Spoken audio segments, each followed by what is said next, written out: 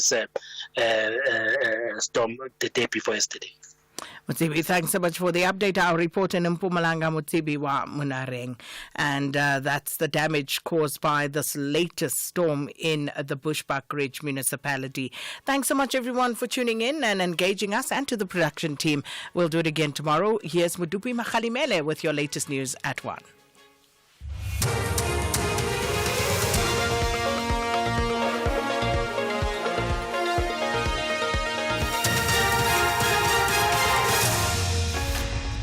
Very much, Sakina. The top stories this hour: Tshwane's debt is at over 24 billion, and Lusikisiki mass murder suspects abandon bail.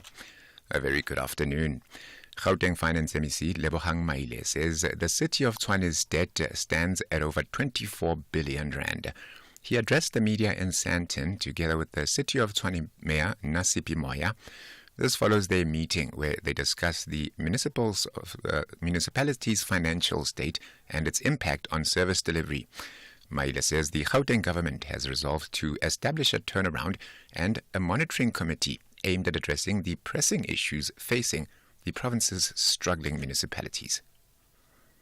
The bulk of the debtors are households, meaning residents owing the municipality about 17.7 billion, about 72%, followed by commercial businesses at 5.8 billion, which is 23%. And this indicates that the implementation of credit control policy is not effective, or rather as effective. This has a negative impact on the liquidity of the municipality. Some economists say Finance Minister Enoch Godongwana will likely push for greater fiscal discipline and controlled spending when he delivers his midterm budget policy statement tomorrow. It comes amid a more favorable macroeconomic backdrop.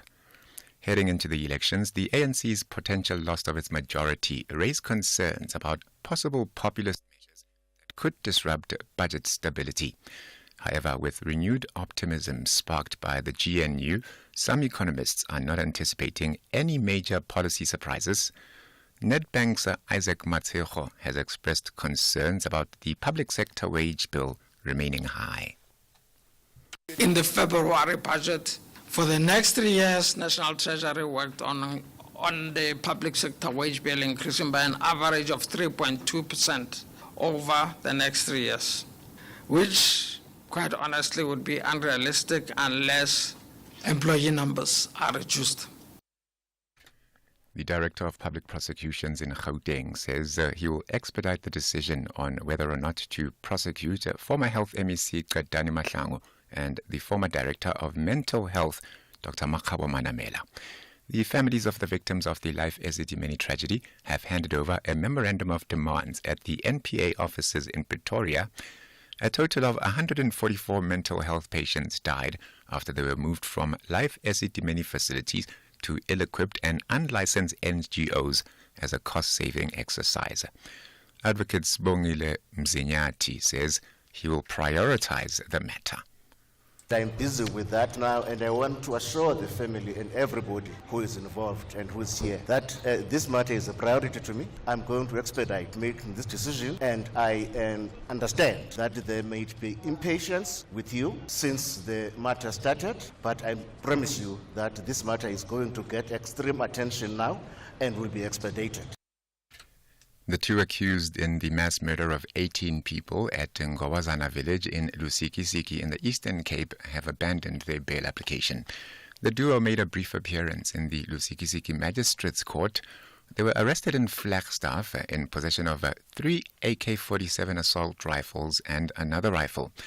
Police believe that the guns were used in committing the massacre. The case has been postponed to the 26th of next month for further investigations.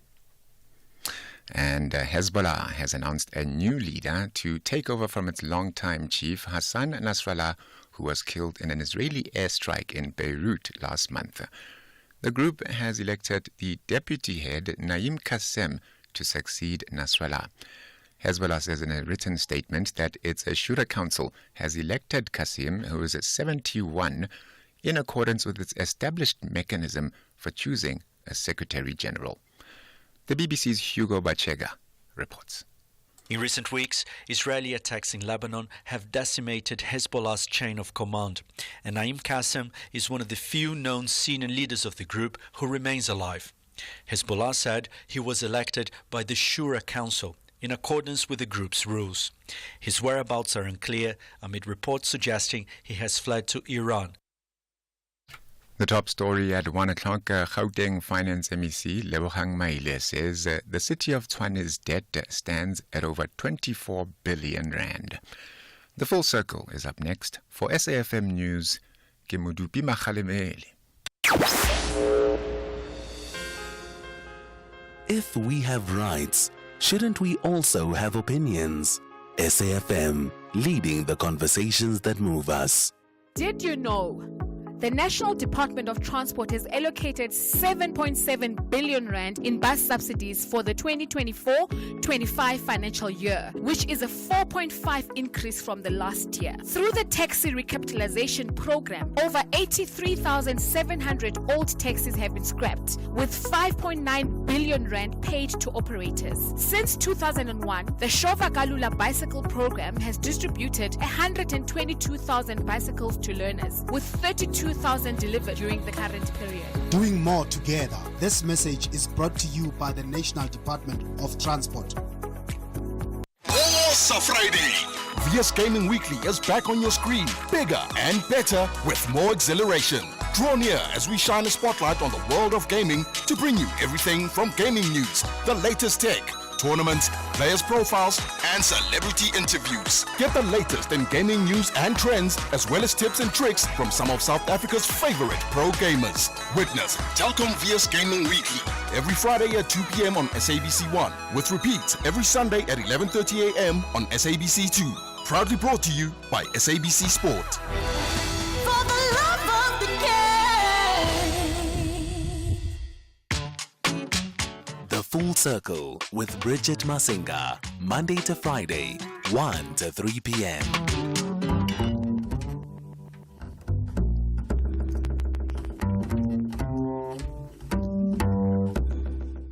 So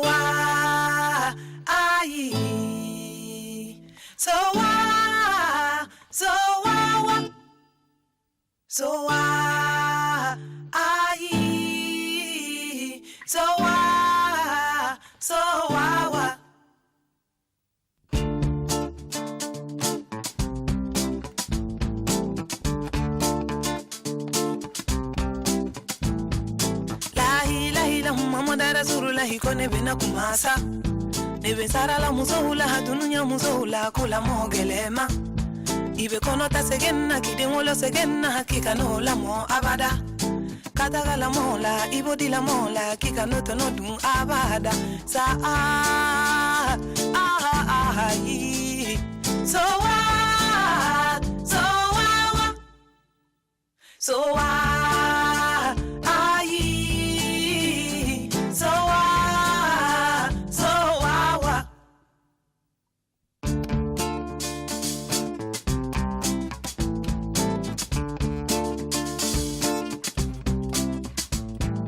Johnny nye la mode nye, neni ndogo ni la mode nye. Johnny nye la mode nye, fanta bata ni la mode nye. Na umanya nema, kala monye ponyi ne duma la mo korodo. Johnny nye la mode nye, neni ndogo ni la mode nye. Ni wolo teni bibolo, ikana di katala mola. Ni demuzo mani bibolo, ikana di katala mola. Denje mani bibolo, ikana di katala mola. Ovena ni duzo kasiye, ovena ni sonjae sa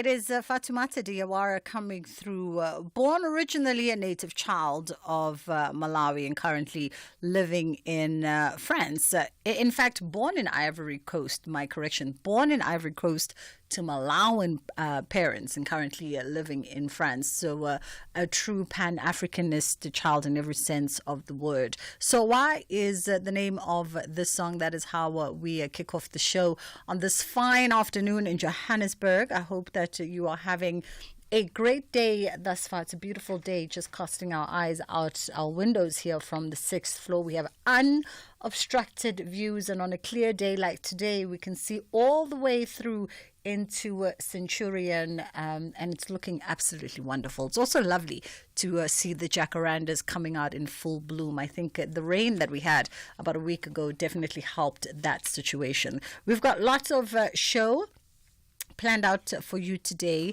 And by way of our first point of departure, we're going to be looking at the history of naked protest and naked activism in South Africa, but I guess broadly as well, getting the context of this movement and this type of protest.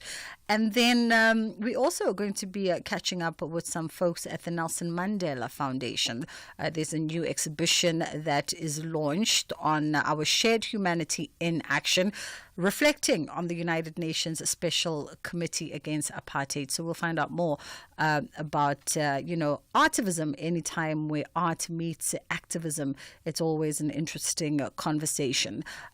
Because it is Tuesday, and on Tuesdays we have a health and wellness focus. On the other side of 2 o'clock, we are going to be casting our thoughts, or rather casting our focus and our thoughts on World Stroke Day. Today is World Stroke Day, so we are going to be talking all things related to strokes. If you do have a point of clarity for the professional that's going to be joining us on the other side of 2, we always invite you to do so. You're more than welcome on 061-410-4107. That's our WhatsApp line. And of course, 086-000-2032 is the number that you can call us on. There's a few more items on our schedule today, and I'll tell you about those the closer we get to them. Right now, though, let's take a quick pause and then we'll come right back.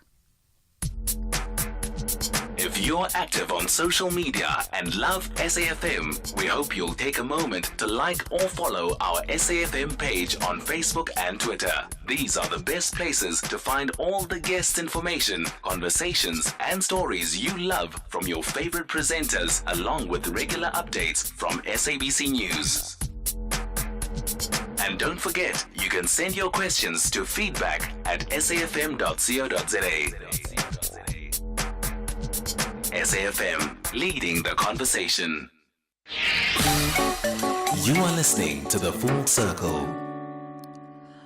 All right, we are charting the history of naked protests and naked activism, not just in South Africa, but continentally as well, and asking the question, what is the emotional power of this form of activism? And we are guided through this conversation by Dr. Mpho Matebula, who has done quite some extensive research on this topic for her focus of study and written about it as well. And Dr. Mpho Matebula is a lecturer at the Department of Psychology at the School of Human and Community Development and a Master's in Social and Psychological Research course coordinator. We're also joined by Dr. Hlengiwe Ndlovu, who's a sociologist and gender activist. And Dr. Hlengiwe happened to also participate in the 2016 #FeesMustFall protest. And in fact, from what I understand, Dr. Hlengiwe was one of the young women back then who bravely took off their tops and exposing their naked bodies and standing as a form of buffer between the protesting students and the police on campus at the time. And so We'd inviting them to this conversation to help us navigate our way through, and of course to also unpack a lot of their experiences and research around this. 086 000 2032 is the number that you can call us on. 061 410 4107 is our WhatsApp line. I'd love to know from you whether or not you think that naked protest or naked activism has an impact, an immediate impact on the situation at hand or the situation at play, or has an impact in the long term, or perhaps you think that it's a completely unnecessary act. Just throwing it out there. Would love to hear your perspective on that. So you are more than welcome to send us a voice note. Let me start with you, Dr. Mpho Matebula. How are you doing this afternoon? I'm great. How are you doing, Bridget? I'm fantastic. Thank you so much. And thank you for the time. And I think maybe let's begin by getting the historical context, perhaps, of naked protests or naked activism, not just within, our borders in South Africa, but perhaps paint us a contextual picture on the continent and globally. Okay, so naked body protests are not new. They've always been there. The earliest recorded naked body protest happened in 1929 in Nigeria, and it was staged by the Aba women. It was called the Naked Women's War, or the Aba Women's Naked War. And they were protesting against the colonial oppression from the British rule at the time, where even women were now being taxed for everything that they had, and then the next one that I can think of at the moment is the beer hall protest that happened in South Africa in 1959 in Durban, where the women were protesting against the apartheid rule, which was not allowing them to sell beer, which was another way of making a living for their children, for their family. And then another one happened in 1990 here in South Africa, in Soweto, Dobsonville, where women were protesting against not having homes, not having houses, not having access to land, because they were seen as children at the time. As a woman at the time, you couldn't own anything. You couldn't own land. You couldn't own a house. If someone or a man were the ones remaining, a man would have to take ownership of that house. You, as a woman, you didn't have access. And then there's another one in 1992 that happened where the Kenyan women there protested against the oppression from the government, where their sons were arrested for political reasons. And the women were not happy. They said, okay, now we need to protest so that our sons can be released. The latest one that one can think of also is the one that happened in Uganda in 2016, where Professor Stella Nyanzi there protested against university exclusion. There's a lot of these that happened, but the earliest one that was recorded is the one that happened in 1929 in Nigeria. And I appreciate the fact that you also sort of charting us a map of naked protest history within the context of Africa, because a lot of naysayers, or if folks are to play devil's advocate, a lot of folks would say, well, isn't it a more westernized form of protest action by women? And does it have context and significance within the African context? And here you are pointing out two events in history that show that African women across the continent have sort of used this method to have their voices heard. Yes, it's not necessarily something that originated in Europe. It has always been there in Africa. Of course, in Europe, they do protest, but mostly maybe they will protest against the use of cars or against animal brutality. But here in Africa, it has more meaning for us as Africans, because you don't just do it. Women don't just wake up and decide, oh, today I'm going to protest naked and take off my top and a bra. You do it when you have reached your wit's end, and usually women are the ones that go through different types of oppression in society. And you would have tried all the different avenues without being heard. And then you end up saying, okay, now I'm at the end of my wits. There's nothing else I can do. Also, usually older women, when they do it, it's a way of placing a curse on their oppressors, who are usually men, of course. It's a way of placing a curse to say, now I am revoking this life that I have given to you through breastfeeding. Now I'm taking it back because you're not using it properly. You are oppressing me as a woman. So it's a way of placing a curse on the oppressors when it's usually done by older women.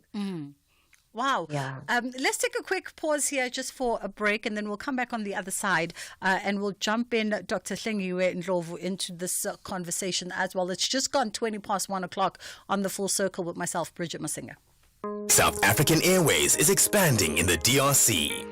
We now offer direct flights from Johannesburg to Lubumbashi, the heart of the DRC's mining hub. Our convenient arrival time allows seamless connections to key regions like Ndola and the Copper Belt, opening up new growth opportunities. Traders can benefit from our generous baggage allowance, while SAA's superior aircraft belly capacity ensures your cargo reaches most parts of Congo on the same day. Book now at flysaa.com or contact your travel agent. South African Airways, connecting Africa to the world, one flight at a time. Svali Weekend on a high note with Final Analysis on Sunday night. Tune in to Final Analysis every Sunday night and stand a chance to win a hamper worth 10,000 Rand, courtesy of Theodora and SABC Sport. Final Analysis, the premium wrap-up show, giving you match highlights, final scores, post-game reactions, expert analysis, and sport news weekend roundup of the local and international arena. Catch Final Analysis every Sunday at 8 p.m. on SABC Sport on TTT Channel 4 and 10 p.m. on SABC 3. Also available everywhere for everyone, always on SABC Plus and SABCSport.com. Hashtag We've Got It All. Proudly brought to you by SABC Sport. For the love of the game.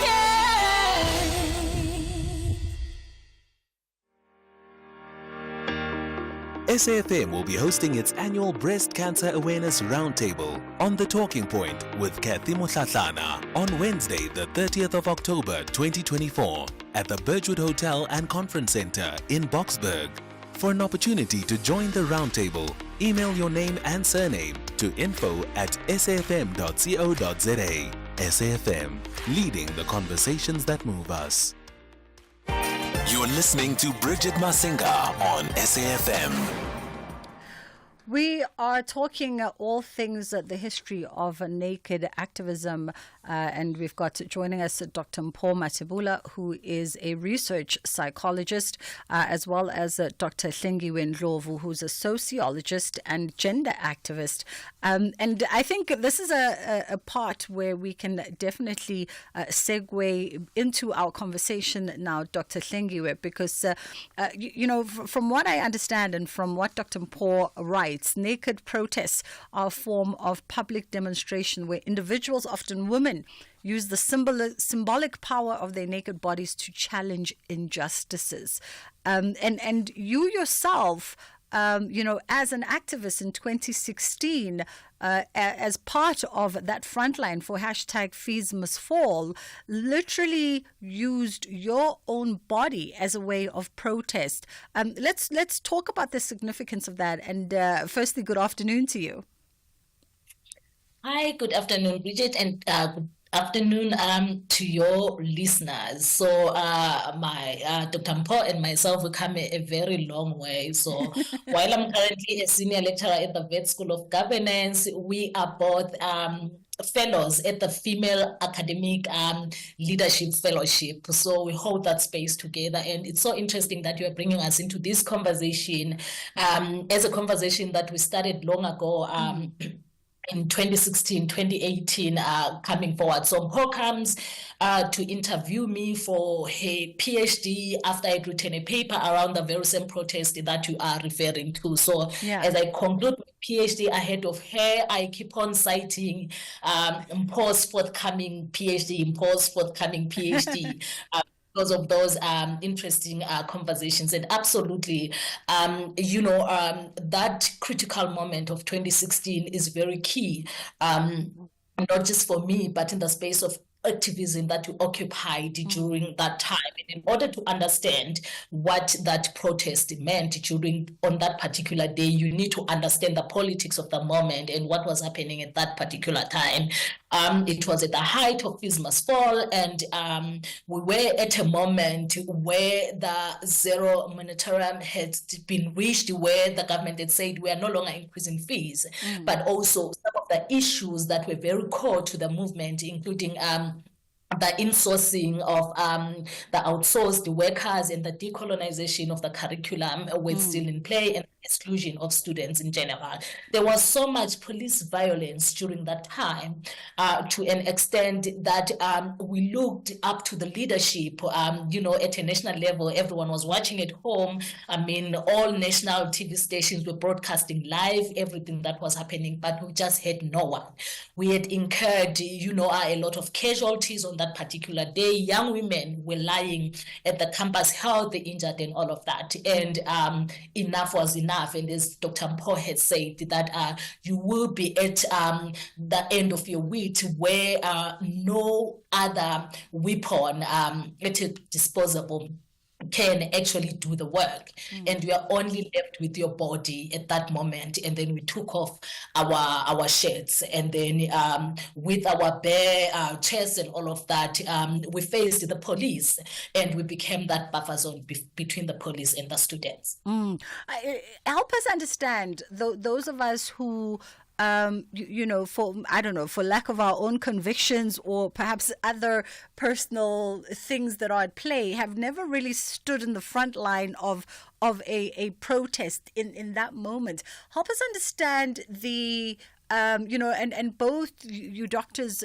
sort of allude to the mindset at that time, with everything that's going on in the environment, that sort of preambles that kind of forced reaction.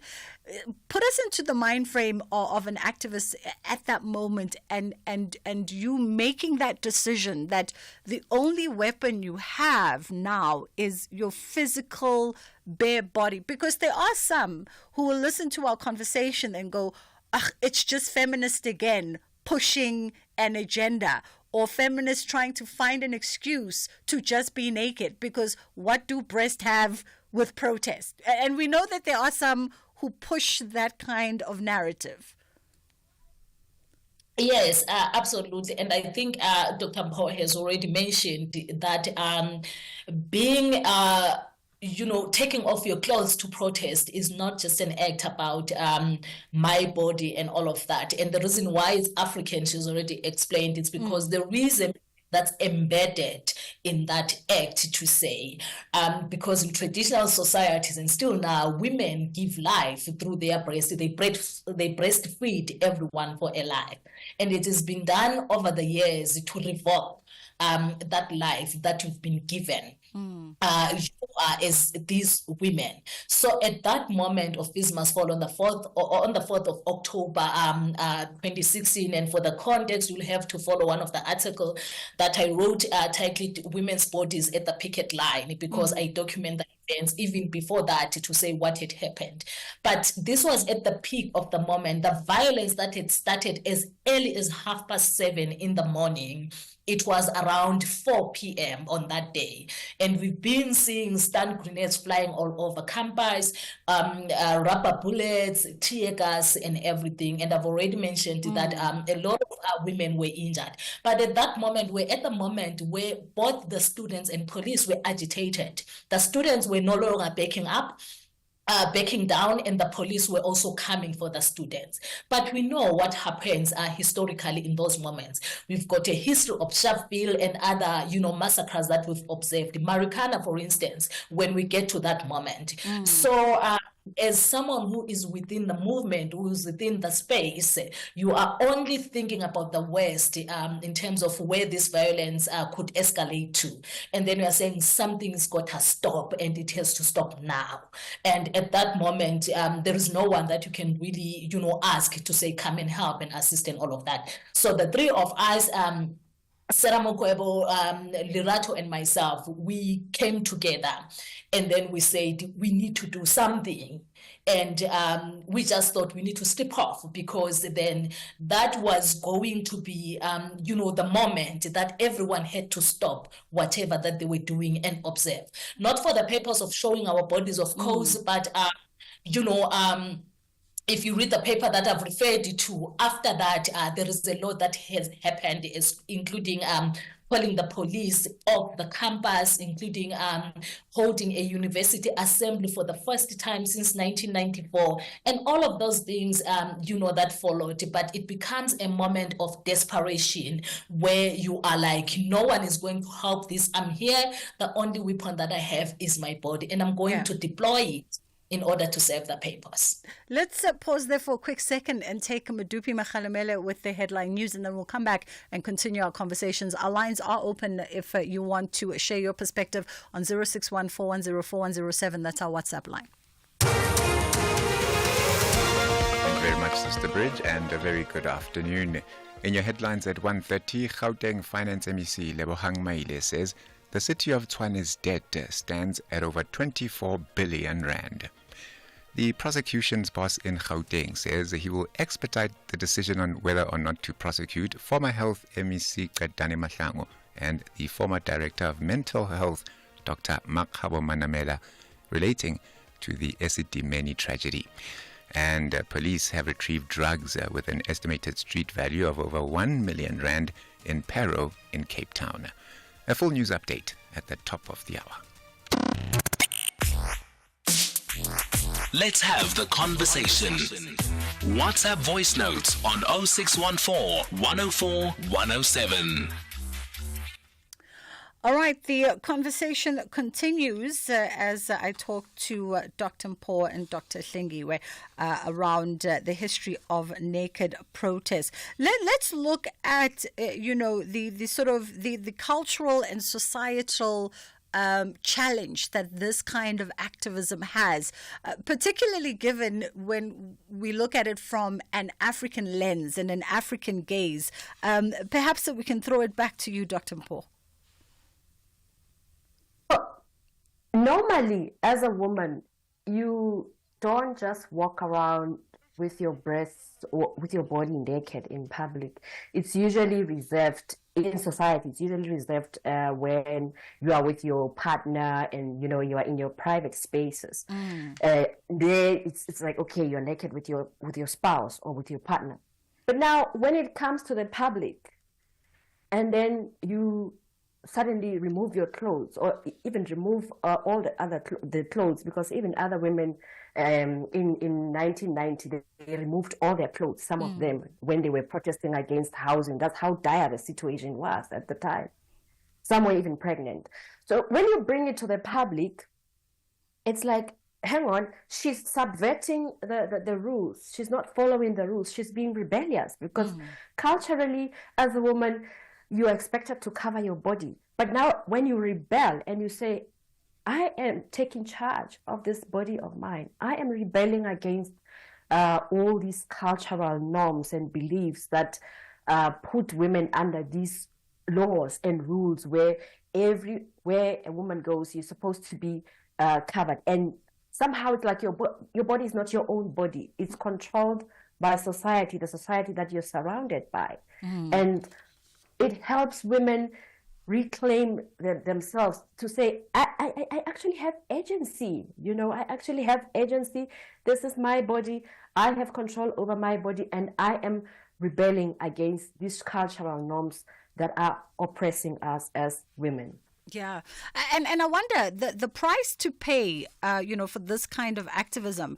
I was surprised that you mentioned, for instance, the first recorded type of naked activism in 1921 and 29 in Nigeria, which is traditionally a very conservative country, way more conservative than us. Looking at even Uganda, for instance, in 2016. So I wonder what has been the price that female activism have paid for challenging challenging society, challenging the rule of the day, challenging leaders, challenging the structure in this kind of way? There's always a price. Change doesn't come for free. It doesn't come at a free, there's always a price to pay. So there's a paper that I've written that is called The Afterlife of Naked Body Protest, where now we focus on some of the things that women experienced weeks, even some of them, even years after the Naked Body Protest. Some women told me that, Mpo, I had a depressive episode where for 2 weeks I was not myself. I just zoned out. Some were even hospitalized, because of what they went through. When this is happening, because you are there at the picket line, you want to achieve this mission. You want to achieve this freedom or whatever it is that you're protesting against, whatever oppression that you're protesting against at the time. When you are now back at your house, in your room, or wherever you live, then it dawns that, hey, what if I died? I was in the front line there. Anything could have happened. So yes, some of them go through depression. Some of them get to be body shamed. Even months or years after that, oh, you looked like this. How don't you have shame? Some of the women who are older said they were even, some of the boys in their neighborhood would say, Mama, you don't have shame. You go and you expose yourself out there. And she would say, I was fighting even for your rights, even for the generations that will come after me, after you, after whoever is coming after you. I would have fought for your rights today. So yes, the freedom comes at a price. It doesn't, or change comes at a price. It doesn't just happen. Yeah. The women have paid the price, yes, a lot. We just don't talk about it, but they've paid a price. And when we talk about that price, as you're talking, Dr. Mpo, and I think both you ladies will have a better recall of the GBV activist's name. Unfortunately, she recently passed away, who also used her body as a sense of agency in that collective gathering in front of President Cyril Ramaphosa. And I think, moments like that, it is that shock value that pauses you as an individual, particularly as a man, to also stop and see, and stop and feel the pain that people are trying to articulate. And I don't know if I'm sort of getting it, articulating it well or getting it out across, but as you talk about it, I think about her and the price that she paid in that moment, and the price that she continued to pay years after that, but how necessary it was for her to bear her scars in front of all of South Africa to see. And to move that conversation along. Dr. Hlengiwe, let's jump you in there. Social media. Social media, we see how protests now sort of get galvanized in social platforms, and they find tractions beyond the borders where the issue lies. What role does it now play in sort of naked protest and naked activism? Does it enhance it? Does it hinder it? And considering also social media as a platform, has really, it's bared a lot naked, and so the impact might not be there as it does when you are face to face with you in campus. Yes, absolutely, Bridget. So social media plays a very critical role in our lives today. So we use social media for activism and all of that, and whether we are mobilizing whatsoever, but also it is equally a space of bullying. That's where a lot of bullying happens. You will recall that even in 2016, after we embarked on that naked protest, it was social media that then came for us, like literally body shaming us and all of that. And I do completely agree with Dr. Mpo to say there is always a price to pay. And it's such an unfortunate reality that as women, we always have to perform our pain. We have to use our bodies in order to be listened to. And you only ask, what kind of a society is this? If you recall, even the women of Sierra Leone during the negotiations of Charles Taylor's moment and all of that, they had to strip in order for the negotiations, to move forward. But that was then. Now in social media, you get all the backlash from the communities, and because it's so easy to police women's bodies, it's so easy to question women when they take off our clothes. I always say, men, when they're playing their soccer, every time they take off their shirts and everything, and nothing says to us, a woman's body is the temple of God. We only remember the temple of God when women are stripping, and not when we are doing injustices to the same bodies. But then social media now in the space then become that space of bullying where activists are being bullied and everything. But at the same time, I think we do weigh the cause in terms of is it okay to be ashamed for now, be bullied, to be held accountable by society for quote unquote embarrassing myself or embarrassing them in our communities and all of that at a greater cause? Because the cause is always bigger. Now that in South Africa, we are finally talking about... Oh, no. I think our Zoom link absolutely wrapped up on us. My apologies for the abrupt ending. I think that is what they were trying to give me a heads up on, that the Zoom link was about to wrap up on us. But thank you to both doctors for joining our conversation. If you think you cannot afford a lawyer, think again. Clientele Legal has made professional legal services affordable for you. Whether it's a civil, criminal, or labor-related matter, we have a nationwide panel of attorneys standing by to assist you. SMS SAFM to 32195. That's SAFM to 32195 and we'll call you back. Clientele General is a licensed non-life insurer and an authorized FSP. Standard rates and terms and conditions apply. For 120 years, Rhodes University has shaped history. From Sir George Corey's pioneering 62 conversations capturing the early history of the Eastern Cape, to the first email to be sent in South Africa, and now leading the way in nanotechnology. Rhodes University is more than an educational institution. We are a legacy in motion. Be part of the evolving legacy. Rhodes University, where leaders learn. Johannesburg Water is concerned about the current high water consumption, which is causing a severe strain on the entity's systems and threatens the sustainability of consistent bulk supply. Play your part in conserving water by following these simple tips. Reporting leaks and burst pipes. Do not leave taps dripping and repair your internal leaks. Wash your car on the grass, as this will water your lawn at the same time, and shorten your showering time. Together, we can reduce water wastage and protect this precious resource. Brought to you by Johannesburg Water, a water utility that cares. Ever tried to paint a wall with only a brush? Or hung a picture on just a nail and a prayer? The contestants on My Design Rules will be the first to tell you good design starts with the right tools. Tune in to My Design Rules every Sunday at 7 p.m. on SABC3 and stand a chance to win a weekend away in the winning apartment. From beginner projects to expert builds, Buco has the tools and materials you need to get the job done. Ready to kickstart your next DIY project? Begin with Buco. Buco.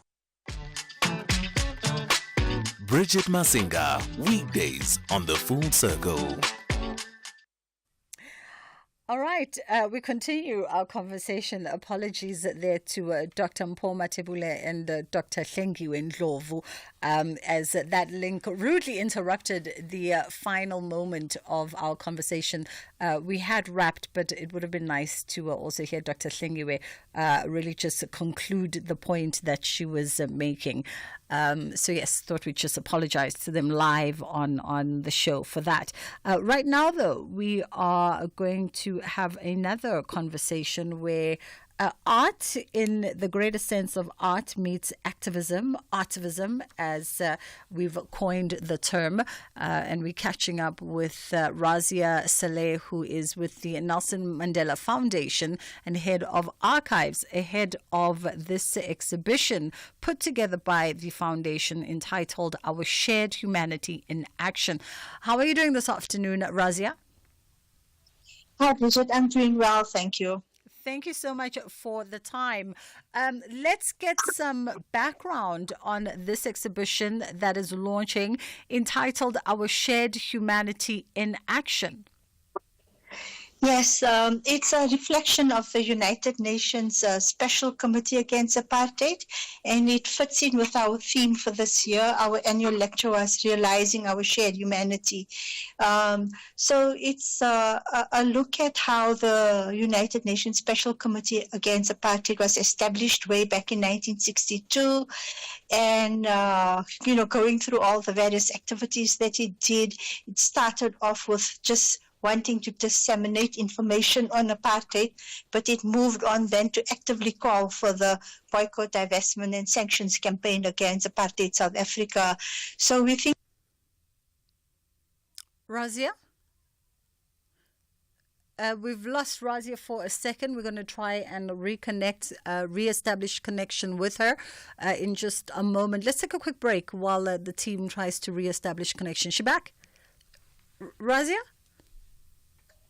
Hello? Okay, there you are. You are back now. Yes. Oh, so sorry about that. No, don't stress. Yeah. So I was saying that the UN Special Committee started off just about wanting to disseminate information about apartheid South Africa, but ended up taking a much more active role against working towards the end of apartheid by calling and supporting various sanctions, divestments, boycotts of South African events, products, sports, things like that over the number of years. And when we look at the respective actions in the context of the exhibition, are we delving into, or rather, what kind of documentation and materials are being shared with us that charts this history?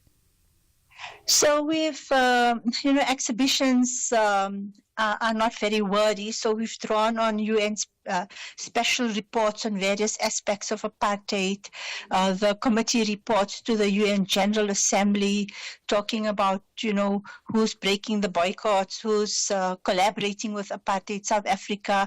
So we have those documents or parts of those documents in the exhibition.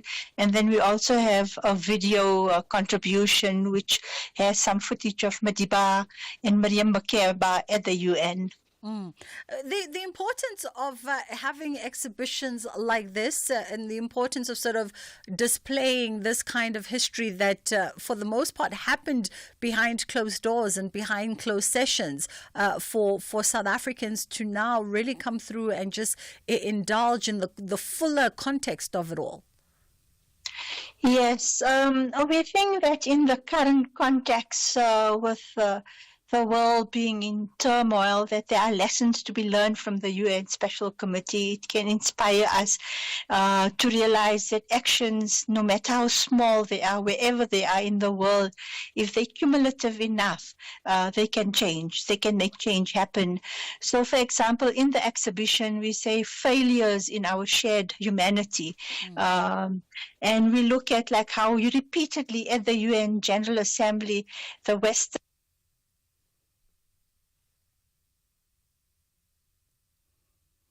Razia has dipped out again. Not too sure.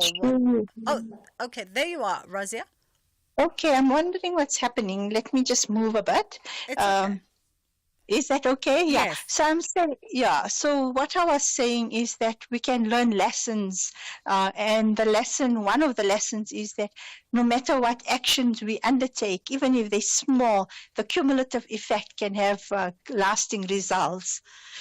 So at the UN General Assembly, there were various resolutions against apartheid South Africa, but the Western powers kept on vetoing them, which is a very similar similar situation that we have today about Palestine, when, the majority of the members of the General Assembly vote on resolutions, and then we have a few countries who veto them. Absolutely. Also an important time, I think, to reflect back, right, on this political history towards the liberation of South Africa, given the fact that we've just observed 30 years of our democracy. All right, the line keeps letting us down. It keeps dipping out on Razia, but maybe we leave it there for this afternoon. The exhibition is available for viewing at the foundation, so you can go to the Nelson Mandela Foundation, and it's on until the end of March 2025, and it's absolutely free for you to view. So if you've ever needed an excuse to go into the Nelson Mandela Foundation and look at the space, this exhibition is definitely one of those, as you've heard. It is entitled Our Shared Humanity in Action, and it really focuses on the role that was played by the United Nations Special Committee Against Apartheid in dismantling apartheid in South Africa, where it started off as sharing of information and ultimately led to more proactive forms of activism, more proactive forms of working towards ending apartheid in South Africa. It's just gone 10 to 2 o'clock. We're going to move on to the next conversation now, but first we're going to take a quick pause. Fizzy drinks and fruit juices are making our kids sick. Sugar is dumped into their bodies with every sip, leading to obesity, heart disease, and diabetes as they get older. We need to protect our kids from all sugary drinks. Demand a stronger health promotion levy now. Sign the petition on healer.org. That's HEALA.org. What a day. Time for that face mask. Leave the face mask on for 2 minutes. 2 minutes? That's not even enough time for it to work. I can't even send an email in 2 minutes or make a cup of coffee. With Santam, 2 minutes is enough to insure your car online. When you're fully protected with the expert insurer, you're free to live in the moment, not in the worry. Santam. This is freedom. Santam is an authorized FSP, a licensed non-life insurer and controlling company for its group companies. What's good? This is DJ Akio representing Strictly Soul, Africa's biggest R&B party. I want to remind y'all to tune in on November 2nd for the Sama Awards on SABC1, Mzansi for sure. Red carpet 7:30, main event at 8 o'clock. I'll see y'all there. Peace. Celebrate 30 years of music with the Summer Awards, Saturday 2 November. Yellow carpet starts at 7:30 p.m. and the main awards at 8 p.m. on SABC1. So did you know that October Transport Month campaign commenced on the 1st of October 2024? And this year marks an important milestone in the calendar of the National Department and Provincial Departments of Transport because they celebrate 19 years of the annual October Transport Month campaign. Now, the OTM highlights the extent to which the department, provincial departments of transport and entities of transport are responding to the priorities of the 7th administration, which also include developing infrastructure to grow an inclusive and sustainable economy, create jobs and improve standards of living while improving overall service delivery efficiencies. Now, doing more together, building a better infrastructure and delivering efficient service through collaboration. This message, of course, is brought to you by the National Department of Transport. Bridget Masinga, weekdays on The Full Circle. Oh, we are shifting gears completely now, and we are chatting to Natalie Hurling, who's the founder of Roots and Raw. And we're looking at holistic therapies, things like massages, for instance, and how those can actually help reduce pain for cancer patients. How are you doing this afternoon, Natalie? I'm well, thank you, Bridget, and you? I'm great. Thank you very much. So I will admit that, one often thinks of massages from a very luxuriating perspective. You sit, unwind, and decompress. But I'm told that they are now gaining more recognition for the vital role that they actually play in improving cancer care. Tell us more. Yeah, no, absolutely. I think perhaps more focusing on holistic therapy, which is actually quite a comprehensive way at looking at health and wellness. You see, because it's not only about the physical symptoms, when it comes to cancer care, but also the emotional, the mental, the spiritual side of the person. So I think in terms of the cancer care, treating for the whole person and not only the disease. Yeah. And this incorporates, a holistic view, as you've alluded, because I'm told that there's been scientifically backed evidence now that actually shows that holistic therapies are quite essential to the overall treatment of cancer patients. Tell us more about, the sort of the variety of mixes and perhaps the various benefits of the different approaches that folks could consider. I think when it comes to holistic therapy, it does include breath work and includes strategic stretching. We actually include aromatherapy as well, and then also the nutritional support, because then it actually, it's more about healing naturally and then also while managing the side effects of the cancer treatment. It does. I mean, like you said, it's right now there are a lot more options in terms of, incorporating alternate healing therapies as part of treatment now, not only, the chemo and the radiation as it stands now. So that also includes massage therapy, like you mentioned earlier on. I mean, it's about releasing that endorphins that sort of improves flexibility, your posture. It also reduces stress and anxiety. So,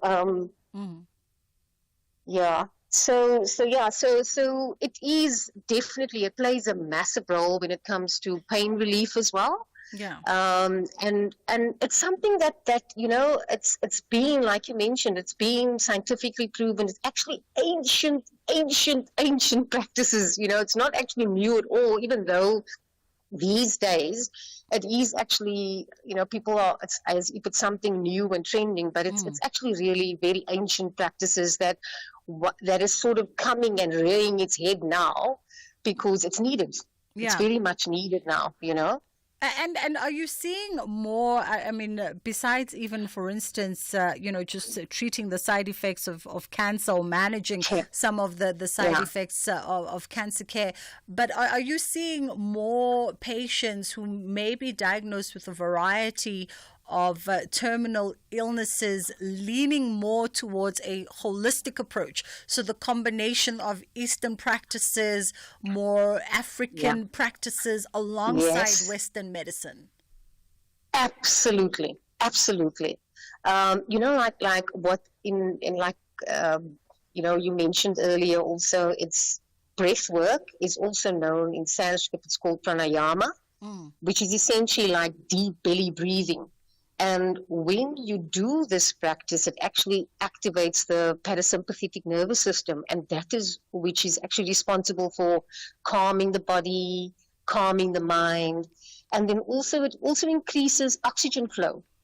So in the classes that we have with our cancer survivors now, I was hoping that you would have had somebody to talk about and share the experience, and they have.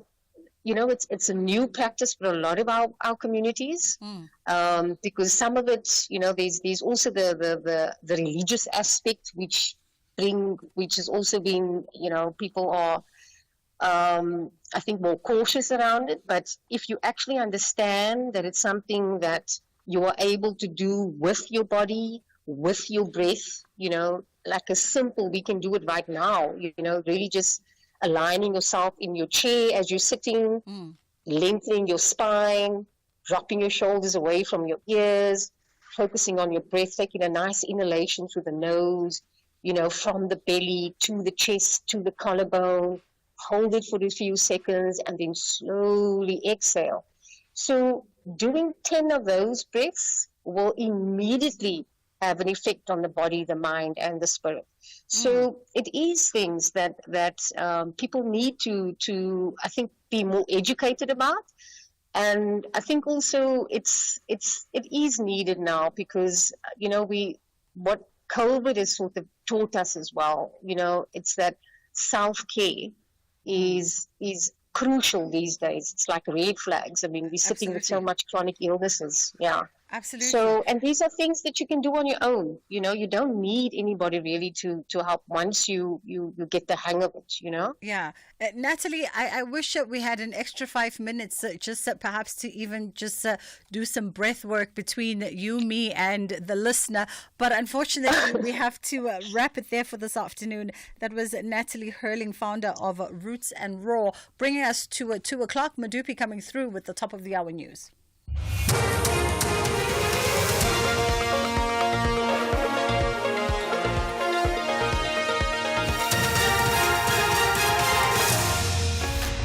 Thanks, Sister B. The top stories at 2. Tshwane's debt at over 24 billion and a major drugs bust in Cape Town. A very good afternoon.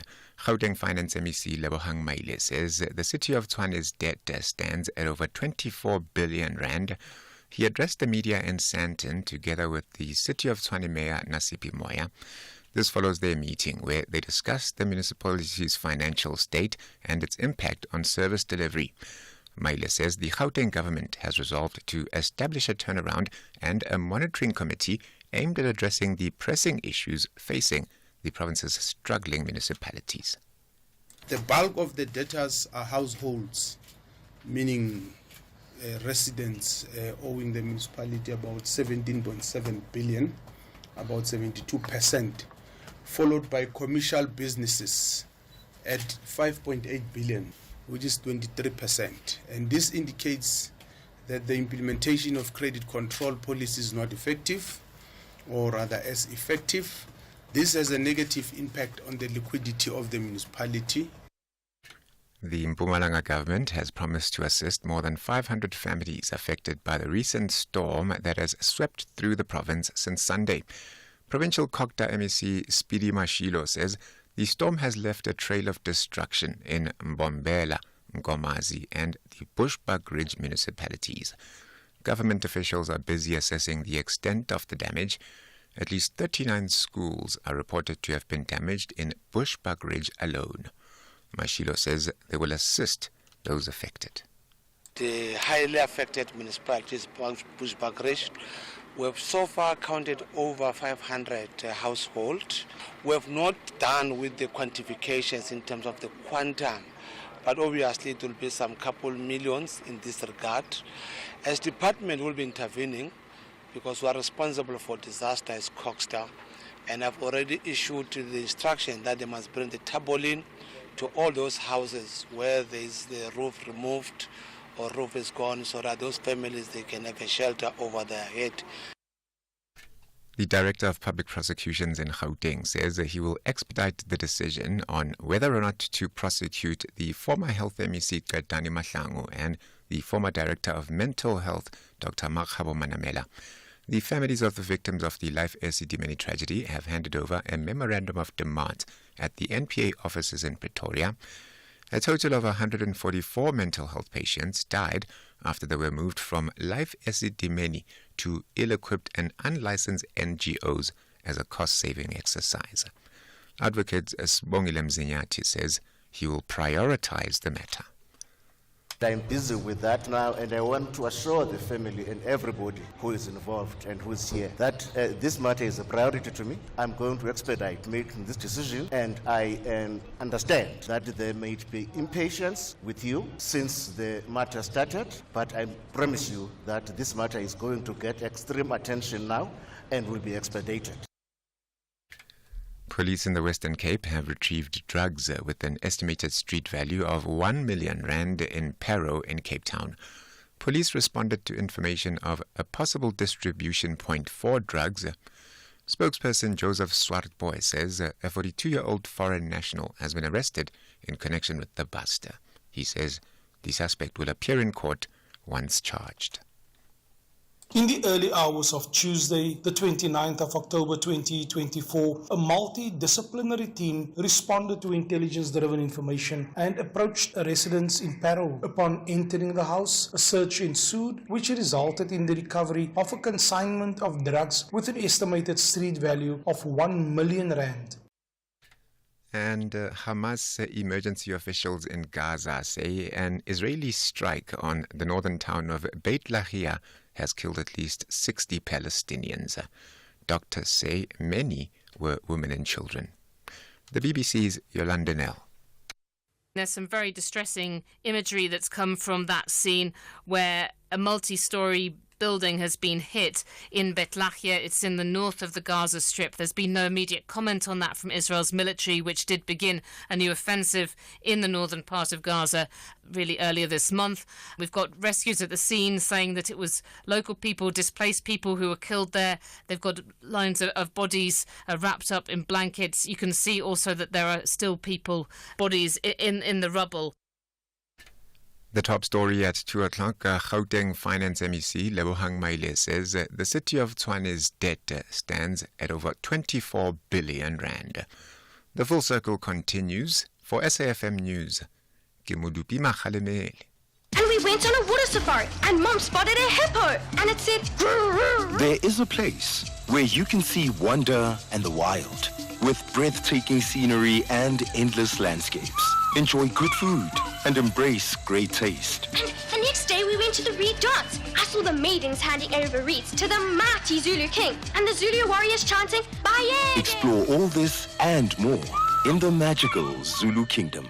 This message is brought to you by KZN Tourism and Film Authority. Southern African Queens are back on the battlefield. 14 teams will tackle each other in the search of the ultimate glory.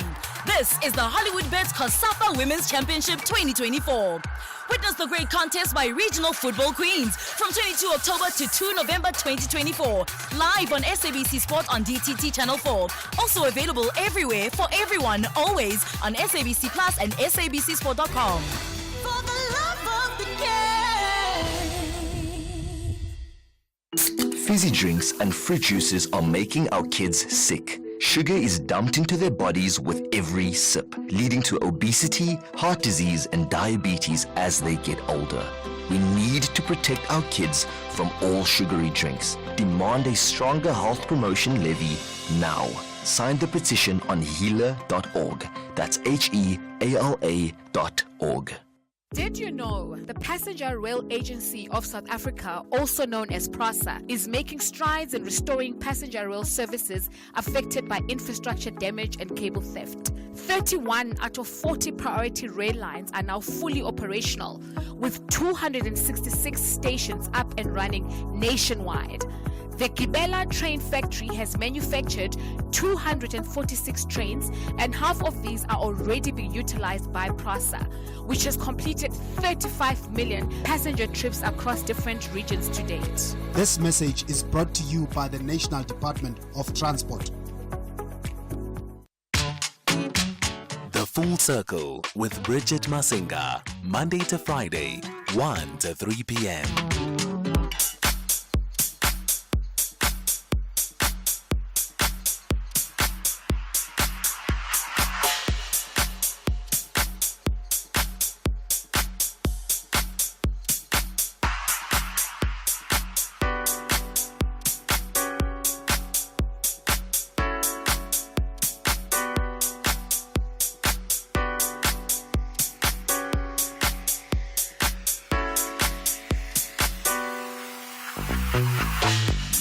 Your love gets the best of me. I can close my eyes without me thinking about you next to me. You're all that I adore. J'adore te amo. I love you. Your words move into my soul. They go deeper than you would ever really know. You're all I'm living for. J'adore te amo. I love you. You're my everything. The reason that I sing.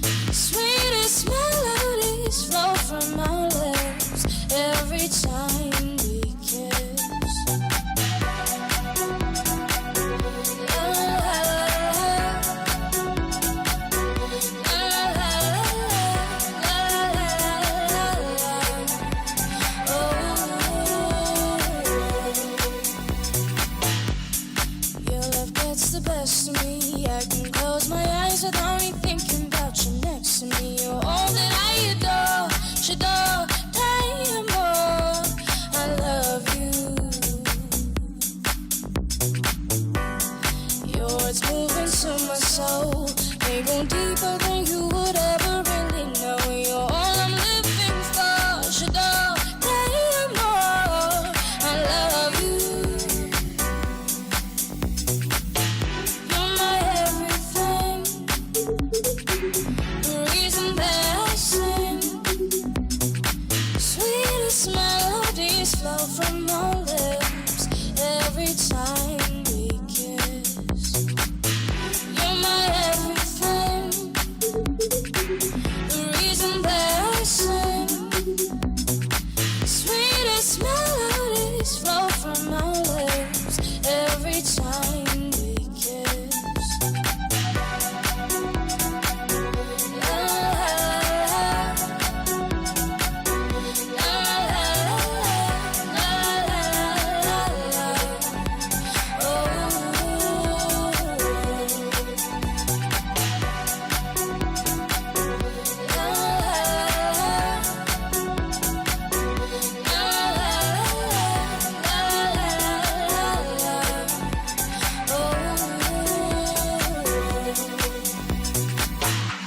a tutta la mia attenzione, il tuo amore è senza comprensione.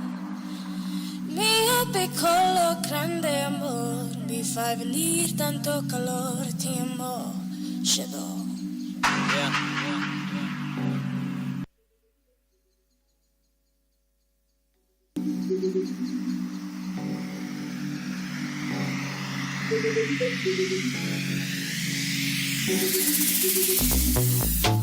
You're my everything. The reason that I sing. Sweetest melodies flow from my lips every time we kiss. You're my everything. The reason that I sing. Sweetest melodies.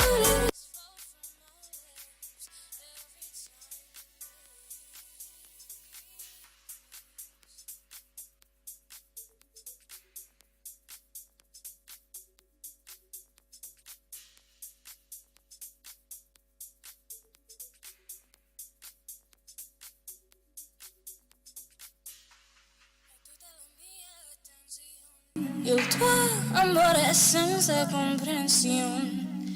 Mio piccolo grande amor, mi fai venire tanto calore, te amo, Shadow. It is J'adore coming through. 4/7 featuring Tiffany on the vocals there. A little bit of that old school lounge flavor coming your way. As we now get into a health and wellness conversation after 2 o'clock on Tuesdays, you know, that's what we do. We are looking at having a conversation around strokes. We know that today is a World Stroke Day, and in South Africa, a stroke is the second most common cause of death after HIV and AIDS, and a significant cause of morbidity. So we thought we'd have the conversation, get all the necessary details from someone who knows far better. Mandy Topkin joins us now, General Manager, Emergency Trauma, Transplant and Corporate Social Investment at Netcare. And Mandy heads up the stroke program in Netcare hospitals countrywide. So well-versed professionally in as far as helping us navigate this conversation. How are you doing this afternoon, Mandy?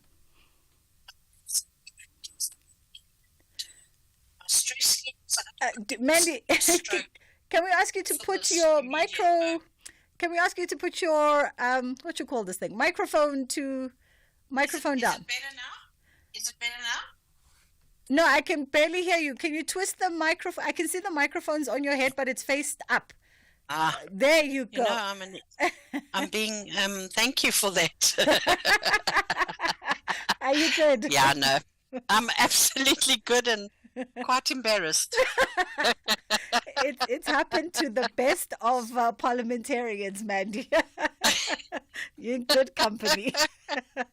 Thank you. And Thank wonderful you. also for us to start on a lighter note. Let's talk about this, right? Today is World Stroke Day, the Stroke Awareness Week. But maybe let's talk first and foremost. I always like to begin these conversations by having an understanding as to when we are talking about the diagnosis, what are we talking about? So what is a stroke and what happens to one's body during a stroke?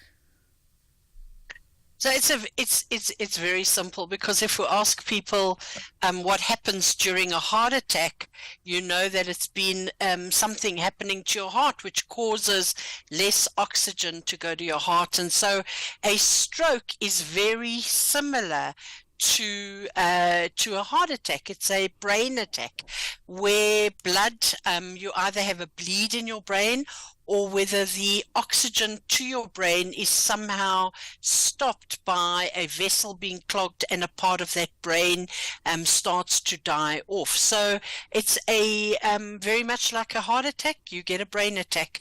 And so in most instances, if you don't manage the stroke with immediate sort of attention and noticing what has happened, the result that you get once you've been cared for. So really a brain attack, or what we call a cerebrovascular accident, and it really occurs when the blood flow to the brain is blocked or blood vessel in the brain bursts. Remember I said you have a bleed, and this then causes brain cells to die, which then leads to lasting brain damage and disability, and sometimes even death.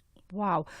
Let's talk about maybe the symptoms, right? Are there pre-warning signs, symptoms that occur that maybe we don't pay attention to, but they occur repeatedly or often enough that would indicate that there is something that could be amiss? So I think I'd like to start with prevention in the first place, to ensure that we all have regular checkups, you know, especially when we reach a little bit of an older age, and also in terms of how we manage our stress, what we eat, how we look after ourselves. We know that women who take pregnancy prevention medication have a higher risk, and so asking your doctor when you do see your doctor and get a checkup, you know, am I at risk for a stroke? Also, if you've had family that have had a stroke previously, you'd be at risk for stroke. So the symptoms are really, if you see someone who's suddenly confused, or they have trouble speaking, or they have trouble understanding speech, they get a numbness or a weakness, especially on one side of the brain, because often a stroke is on the one side. It will happen on the left and affect the right hand side, or right and affect the left hand side. Severe sudden headaches, which are, and I mean severe sudden headaches. So if you just like, you find you're sitting in your office and all of a sudden you hear somebody scream and they tell you they've got the most terrible headache, they actually can't cope, then that would also be something you have to be worried about. And then seeing double from one eye or both eyes, and then sudden loss of or trouble with walking, so dizziness, loss of balance and coordination. I think most people who are at risk for stroke are much older and have prerequisites that would actually cause that stroke. There have been some known strokes of children in utero, and that would normally be in the uterus, in the mother's uterus, probably due to some malformation of their blood vessels. And some young children have had stroke as well. So if you're diabetic, you have a higher risk. If you are overweight, you have a higher risk. If you're taking medication to prevent pregnancy, you have a higher risk. You know, so there are things there. That you have to look. And I think I want to also understand a little bit more, right, about those high risk factors, because I think we just assume, some of us, for instance, when you talk about a brain attack, I've always just assumed that, yes, it's something to do with the brain, but I always just assume that maybe you also have kind of clotting in your blood that has traveled and blocked something, because one is not educated, right? So you've illuminated and shared information in as far as that is concerned. And then we also just assume who might be at a higher risk factor. And you've mentioned women on contraceptives. You've mentioned those who are diagnosed with diabetes and obviously those that are overweight. Are there other sort of factors, high-risk factors that come into play, whether lifestyle or genetic? Yes, absolutely. So obviously the risk of stroke increases with age, and it doubles every decade after the age of 55. So tick if you're over the age of 55 and your risk increases. There is some sort of racial, some people have more propensity for stroke than others, but that's not one that I want to get into straight away. But women, okay, so here I am over the age of 55, I'm a woman, they're more likely to die of stroke than men of the same age. Family history, which I spoke about earlier on, of stroke or heart attacks puts you at higher risk. Lifestyle, unhealthy habits, so the smokers, the heavy drinkers, being overweight. I'm just looking at all my risk factors. Blood pressure. If you have high blood pressure, you get damage to your blood vessels that supply the brain, so that needs to be managed. Heart disease. So if you've got any heart disease, it puts your risk factor, because when a heart beats abnormally, it sometimes sends those little clots that you're talking about. We spoke about the diabetes. We said they're at a greater risk of stroke. We've also spoken about birth control pills and why they're at a higher risk of stroke, although there are those that lower the risk. And then there's something called atrial fibrillation, which is a condition that causes your heart to beat fast and out of rhythm, and that can also cause stroke. And many people who we diagnose with stroke actually have atrial fibrillation, and we can understand why they're having that.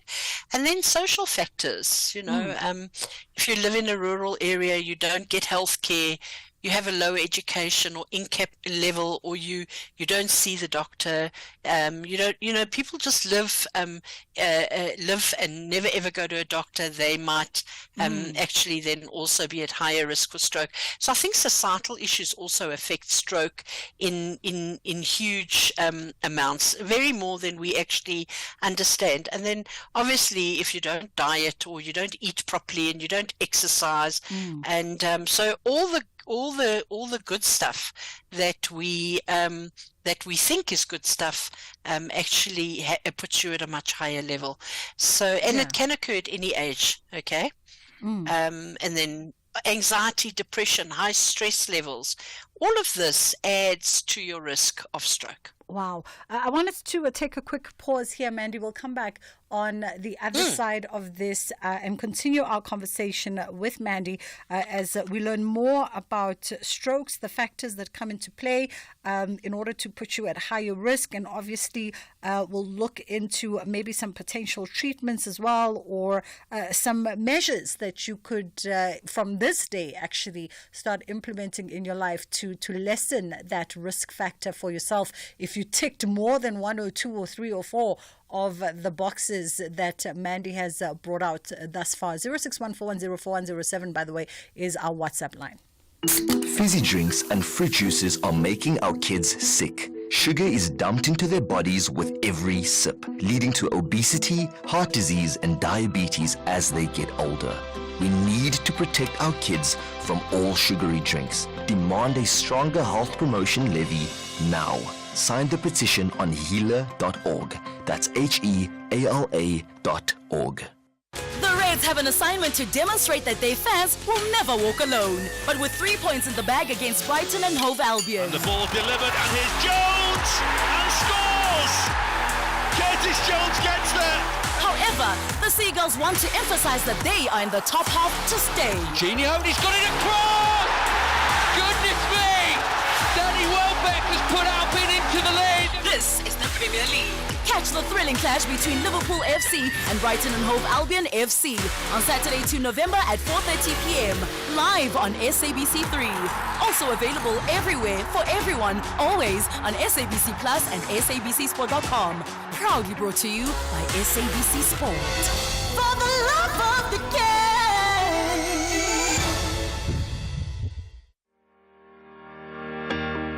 SAFM will be hosting its annual Breast Cancer Awareness Roundtable on The Talking Point with Kathy Motlatlana on Wednesday, the 30th of October 2024 at the Birchwood Hotel and Conference Center in Boksburg.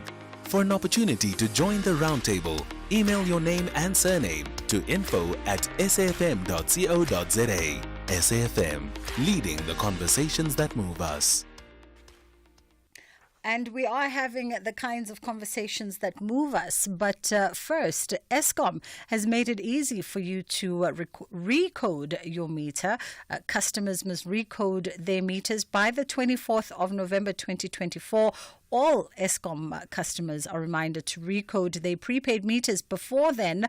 If your meter is not recoded, it will not accept legally bought prepaid electricity tokens. So Eskom has made this process easy for you. They have pre-coded all meters and they are ready for you to now recode your meter yourself. And to do this, you simply have to go to any Eskom approved electricity outlet and buy an electricity credit token. Remember that their teams are also on standby to help you. You're listening to Bridget Masinga on SAFM. As the conversation continues with Mandy Topkin, who is the General Manager of Emergency Trauma, Transplant and Corporate Social Investment at Netcare, and she heads up the stroke program as well for Netcare countrywide. Let's talk a little bit, or what I've noticed, Mandy, also, and I guess maybe it might speak to a variety of some of the high-risk factors that you've outlined for us. Because we've seen in recent years, at least from our perception, because we are not the adults our parents used to be. And so we've seen what we call young adults, getting stroke attacks more frequently. We know the case of Lyra, for instance, and one or two other high-profile folks who, and in her case, for instance, young, otherwise healthy, conscious of how she eats, exercises, everything that one would think is not associated with somebody who might suffer a stroke. Are we seeing more younger adults now presenting with strokes or strokes-like symptoms? I don't know if we're seeing more, but we know about 10 to 15% of people at the age of like 18 to 15 may actually get a stroke. And there are a lot of factors that maybe, you might see someone who's exercising, but you don't know what her heart is doing. You don't know where she's taking medication. You're not sure what other issues are going on in terms of stroke, in terms of stress, So, younger people, if you talk about young adults, it's under the age of 50. And internationally, it's about 10 to 14%. I think when you say like Lero was exercising and all of that, we might only know the tip of the iceberg. And there may be, and I'm not referring to it all because I have absolutely no idea what the cause of her stroke, if she had a stroke, was. But she might have been she might have had a cardiac abnormality whereby she had that atrial fibrillation, or she might have been dehydrated and traveled, or she might have had an abnormality in her brain of a vessel, so and that vessel might have burst, and that's where the young people are more susceptible to stroke, is that the vessel in their head might actually burst, and that causes a bleed in the head. So it's very difficult to understand what the actual cause was in the young person, and hence, and I know she suffered a hemorrhagic stroke, and that was in 2019. Am I correct? When she was in Germany. And that hemorrhagic stroke is normally due to a vessel that broke, that bursts. But she could have also had high blood pressure. She could have also, I don't know if she's diabetic. She could have had a familial issue in terms of high cholesterol in her family, or heart disease, or maybe she smoked. I don't know her. Maybe she had kidney problems. So there's many causes, and to the important thing here is not really what causes it. Preventing it is hugely important, and then recognizing it is like, if you recognize it early, you go to an area where you can be treated, you can your recovery may be much better than if you didn't recognize it. Yeah, we have to wrap our conversation, but before we do, Madupi, if you can indulge me for just 1 minute, let's quickly talk about the prevention element. What do folks do, or what changes can we make? So the first thing is, look at you. If you're over 55, you've got to go and see a doctor. You've got to look after your blood pressure. So controlling your blood pressure is one of the big things that can help you to prevent stroke. So go and visit your doctor, lower your blood pressure. I think a lot of people are going to hate me. I might hate myself, but exercise regularly. 30 minutes of moderate intensity exercise. Just walking is really good. Things that many of us don't like to do is choose and eat healthy foods. It's hard. But it is something, that is important. Smoking is a major risk for stroke, okay? Being overweight is a major risk for stroke. I'm going to get in trouble for this one, limiting alcohol, but it also increases us. And manage your other conditions. So don't become diabetic because you're overweight and because you're not eating properly and because you're not exercising. I think start early. The sooner you start steps to reduce your risk. So remember, 55, it doubles every decade. So 65 doubles, 75 double. So by the time you're 75, you've got a very high risk. Visit your doctor at least once a year. Just go and get a checkup and just make sure that you've looked at most of the issues that could be a stroke inducing.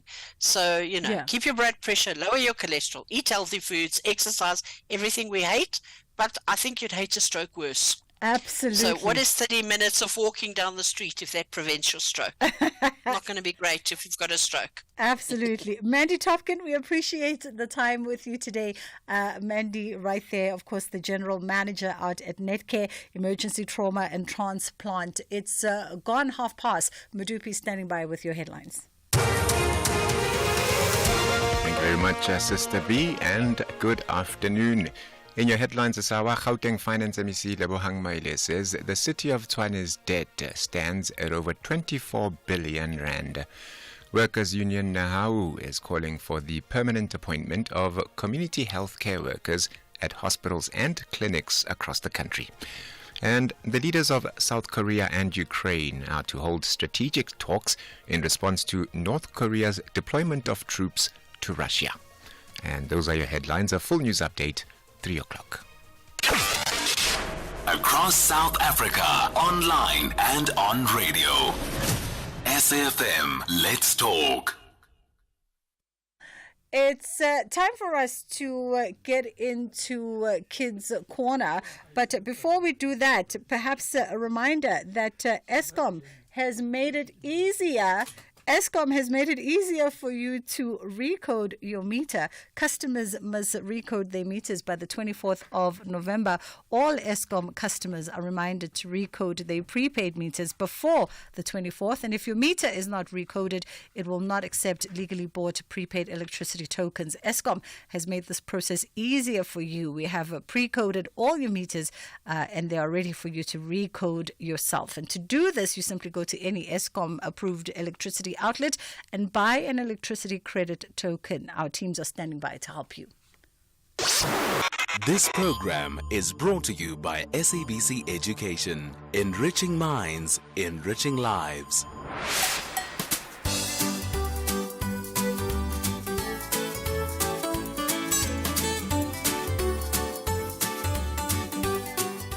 Hi, my name is Lian. My surname is Clove.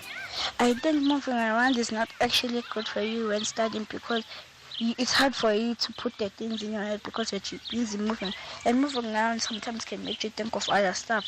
And exercising when you're studying, I think it can give you energy, but I think actually no. But I recommend you stay in a very quiet place because it's easy to think and try retesting yourself when it's exam. Hello everyone, my name is Oamilo. I am in grade 6A. Yes, I do think studying while moving around can help you a little bit more to focus on what you are reading. Yes, I did know that exercising can give you a quick energy boost before studying. I would prefer stretching my body. Before when I start my exams. Thank you. Hello everyone, my name is Elena Mzola. I am 11 years old. I learn in Pakistan Public School. I am a good learner. I think moving around a bit can help us study better, because you might, let's say maybe there's something you're thinking of and it's worrying you and you now cannot study well, then you might feel better and be able to study. No, I did not know that exercising can give me a quick energy boost before studying. I'll be exercising, running around, going to gyms, exercising, not playing, exercising. So yes, thank you everyone. Hello, my name is King David. I learn in grade 5C. I think moving around a bit can help with studies because it will give you extra time going out, but if you go around for too long, you might not have enough time to study.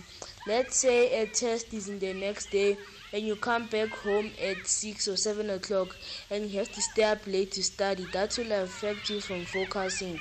But I think moving around a bit is a good idea. I knew that exercising can give a quick energy boost before studying, because you know what I'm talking about. So many people might say that doing exercise will make them tired or make them tired before they study, but no, it will give you an energy boost. You pant like, and it will make you agile. Let me keep it like that, to make you agile before studying. The exercise I'll be doing before exams is taking deep breaths. Just do a few push-ups, take deep breaths again, and write what you studied. Thank you. My name is Katlono Nyane and I'm 12 years old. There is a form of exercise or physical activity I do to keep myself strong and healthy. The physical activity or exercise I do is cycling. I am cycling these days. I do cycle, I've already started. What encourages me to cycle is that I want to keep myself strong and healthy. Hello everyone, I'm Mushfika Talib. You're supposed to keep fit all the time. In school, some physical activities I prefer to do is walking around the streets with my friends or family or by myself. And also to swim, because swimming can burn lots of calories and it's a great exercise. One of those activities that I can start with immediately is probably walking around the block. Thank you for listening. Bye. Hello, my name is Munira. I normally like to do jumping jacks and running around. I only exercise maybe once or twice every week. I also love to jump rope. We always do that at school and I love to do it at home as well. I have 6 rabbits and running after them is like running a marathon. This keeps me healthy and strong. Thank you for taking time to listen. Bye!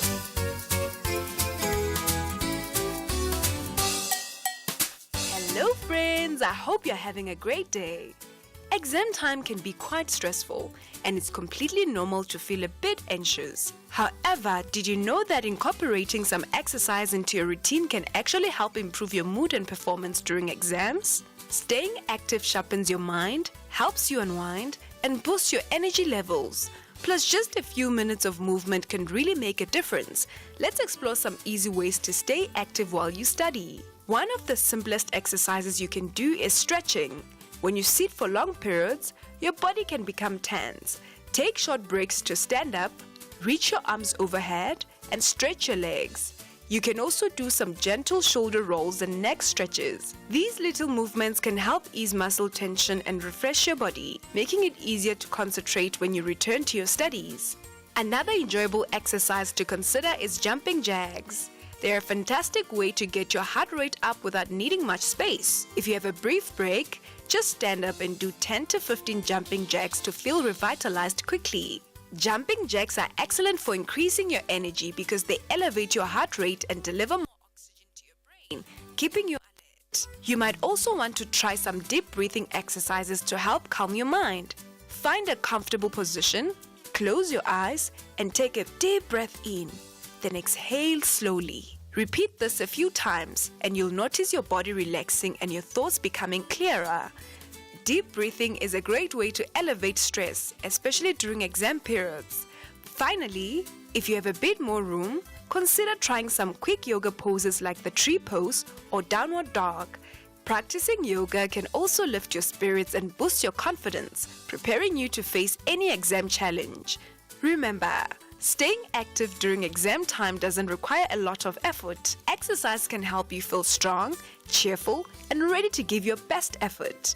Wishing you all the best in your exams.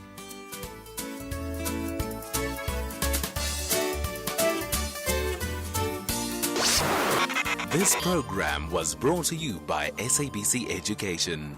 Enriching minds, enriching lives. If you think you cannot afford a lawyer, think again. Clientele Legal has made professional legal services affordable for you. Whether it's a civil, criminal, or labor-related matter, we have a nationwide panel of attorneys standing by to assist you. SMS SAFM to 32195. That's SAFM to 32195 and we'll call you back. Clientele General is a licensed non-life insurer and an authorized FSP. Standard rates and terms and conditions apply. Ever tried to paint a wall with only a brush? Or hung a picture on just a nail and a prayer? Hey. The contestants on My Design Rules will be the first to tell you good design starts with the right tools. Tune in to My Design Rules every Sunday at 7 p.m. on SABC3 and stand a chance to win a weekend away in the winning apartment. From beginner projects to expert builds, Buco has the tools and materials you need to get the job done.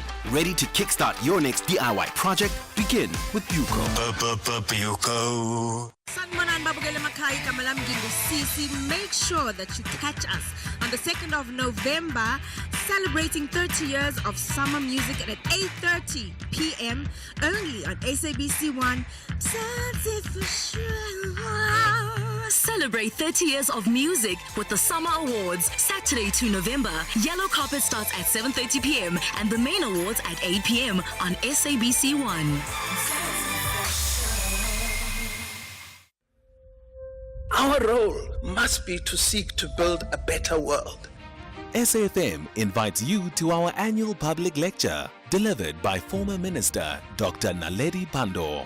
The theme for the lecture is 30 Years of South African Freedom, reimagining South Africa's democracy, achievements, challenges, and the road ahead in protecting our democratic gains. The lecture will take place on the 21st of November 2024 at the Birchwood Hotel and Conference Center. Secure your seat by emailing us at info@safm.co.za. Today, I'm part of seeking to build a better South Africa. SAFM, leading the conversations that move us.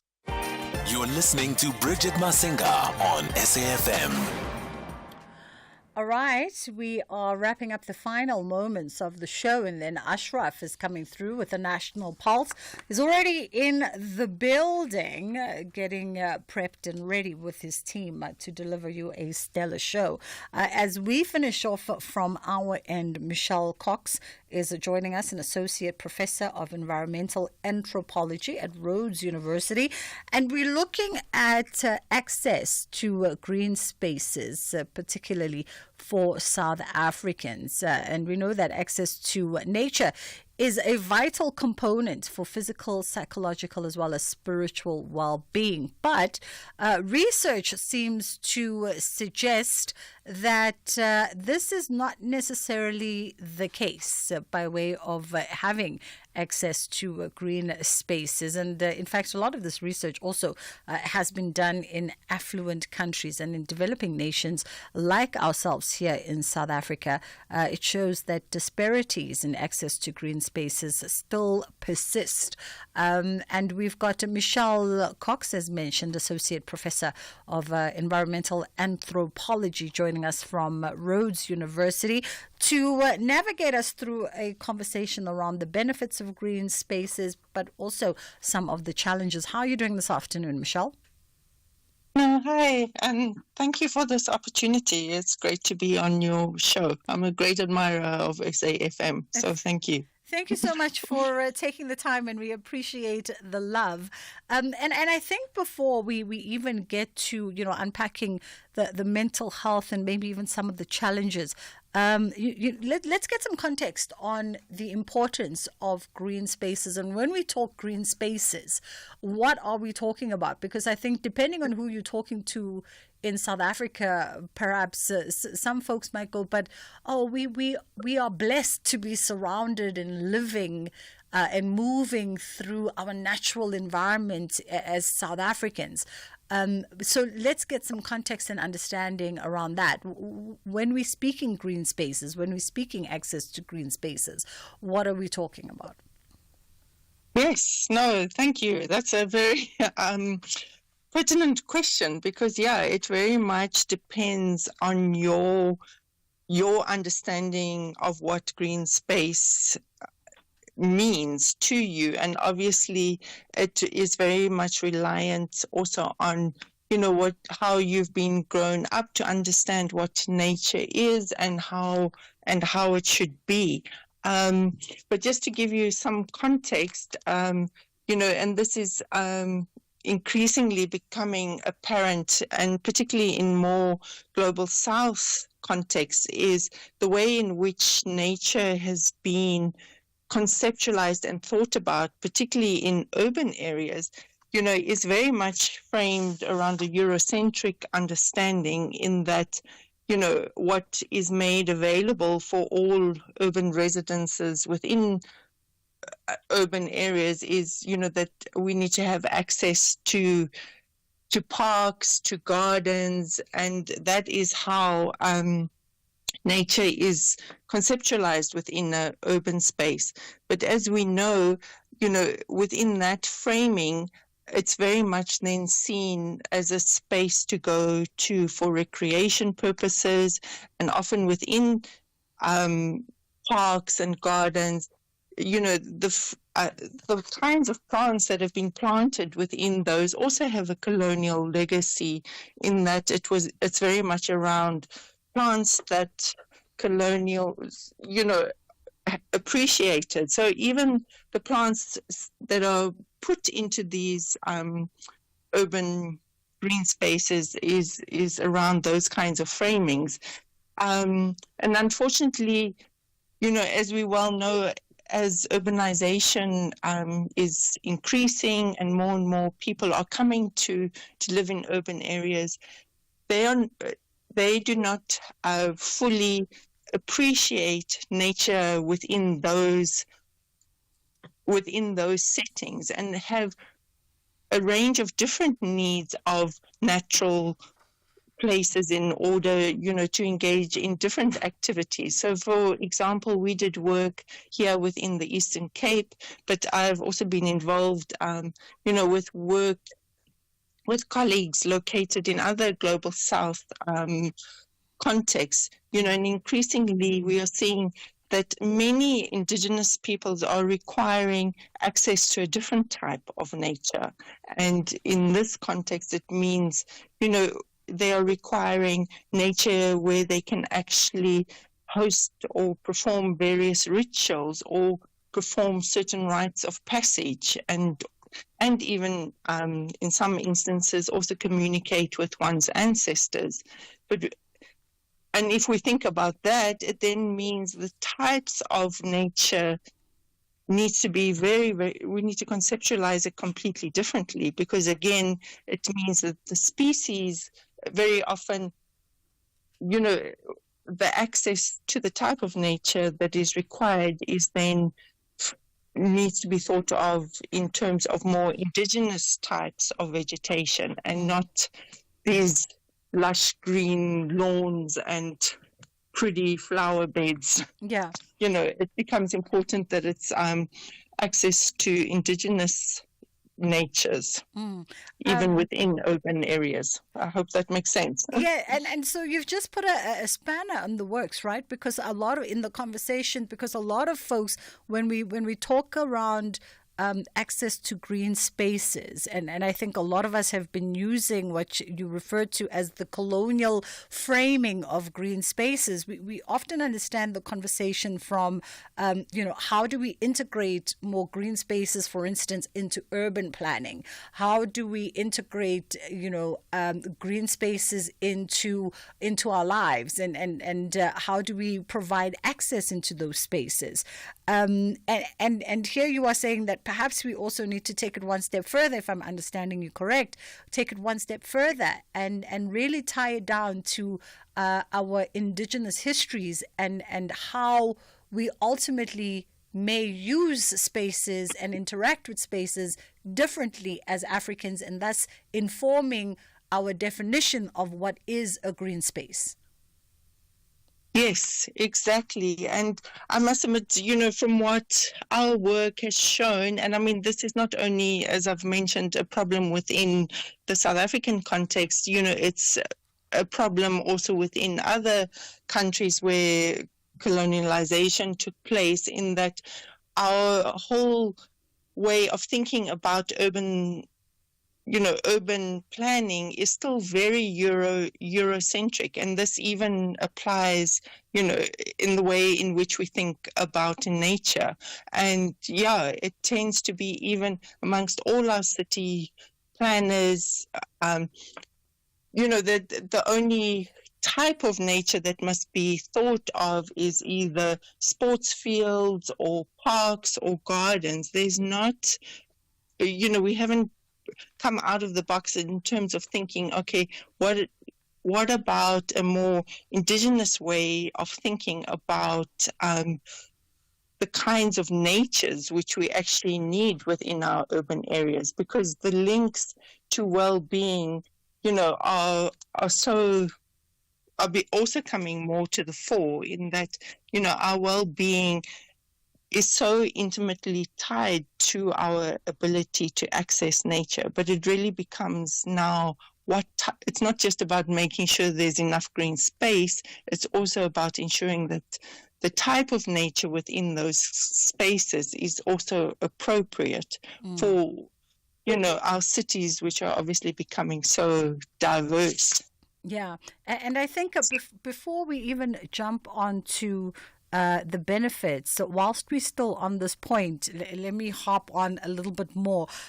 Talk to us about, and I know that some of the work you've done with your colleagues around this conversation, you'll have leaned in and emphasized a little bit on the access to nature should in fact be viewed as a fundamental right, versus it being a luxury, particularly so for marginalized populations and populations in the global south. Yes. Because I must, again, also because of our history, township areas, there is so little space, that has been made available for these kinds of needs. And the reason why we've emphasized it more as a right, is also because how intrinsically it is connected to people's well-being. And it's about ensuring that well-being is also understood within those particular worldviews. It's not just about now, because again, well-being is also very much still framed around Eurocentric understandings, in that we need mental and physical well-being. But, there's also a deep spiritual component that is also often lacking in terms of our understanding of how access to nature is also linked to that element, because there's a very deep spiritual connection as well. Absolutely. When we talk about the mental, psychological benefits of green spaces, let's look at just the benefit of being able to access these spaces, being able to utilize these spaces for one's personal health. Yeah, so work that we have carried out, and again, it's also been predominantly in the Eastern Cape. We found that particularly in our small to medium towns, there are often large commonages attached to towns. But again, the planning and management of those is still very much framed around simply livelihood needs. So within that context, those who are owning livestock are given priority, and also providing access to certain resources that are still being harvested or utilized. But what we found is, many of these commonages are also used for, the hosting or performing of rites of passage, like when when boys are becoming men, their initiation takes place often within these areas. And also, when certain rituals are being held, there are certain locations on a commonage, where people will congregate to also host a ritual or even go into seclusion. And then there are even many who are simply needing solace and will go into nature, to escape from the difficulties that they are experiencing within the home space or the crowdedness of the township. Yet these areas are not being even thought of as providing or fulfilling those needs for residents. So as a result, issues around crime are not being addressed, or even maintaining these areas for those kinds of needs. They are simply seen as areas for livestock, or whereas they are fulfilling so much more. As we wrap it up, Michelle, let's maybe also look at the solutions. What is the way forward in creating more spaces, more green spaces, in enabling more access to green spaces that also satisfies the unique needs of Africans or fellow South Africans? You bring up, rituals and rites of passage, and of course the connection to ancestry that oftentimes is rooted with our ability to engage nature in various ways. Well, I think there definitely just needs to also be an awareness made, amongst town planners about these additional needs, that need to become incorporated into planning, but also obviously within parks and gardens, domains within municipalities, that they are become more aware of these kinds of things. But also it really needs a more consultative approach, and I'm very much, or colleagues and I, that there really needs to be far more engagement at a community level, at a grassroots level, to also engage with residents to find out what they needs are, rather than this very top-down approach. Yeah, we have to wrap it. We have to wrap it there, unfortunately, for this afternoon. I fast run out of time, but I appreciate yours. That was Michelle Cooks, Associate Professor of Environmental Anthropology at Rhodes University. South African Airways is expanding in the DRC. We now offer direct flights from Johannesburg to Lubumbashi, the heart of the DRC's mining hub.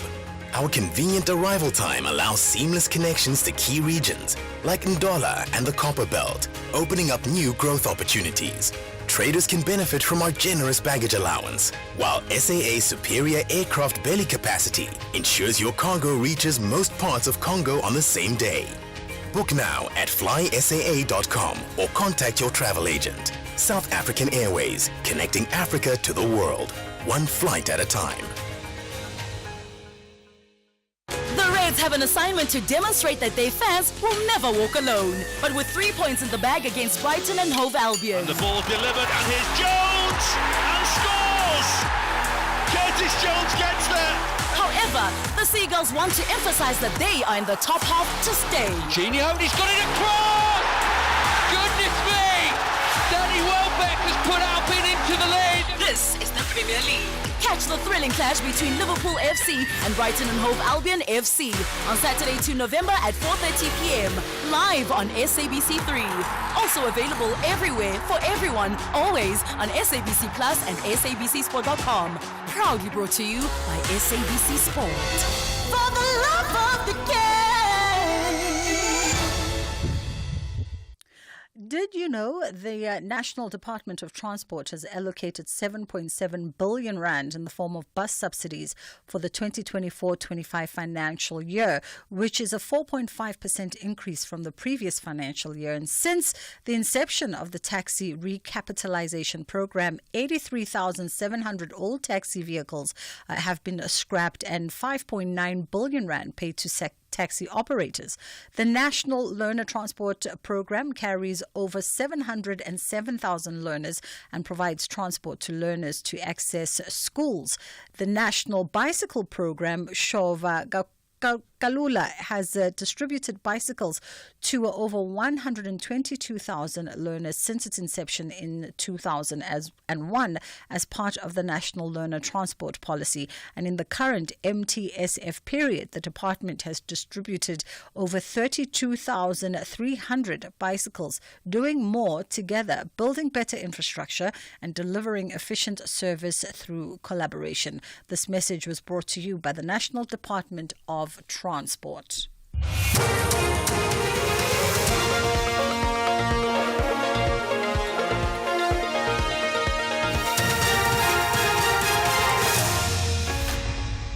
The top stories at 3 o'clock. Tshwane Mayor outlines the city's financial plans and Nahau takes to the streets. A very good afternoon. Tshwane Mayor Dr. Nasipi Moya says the city has a 4 billion rand deficit. She addressed the media in San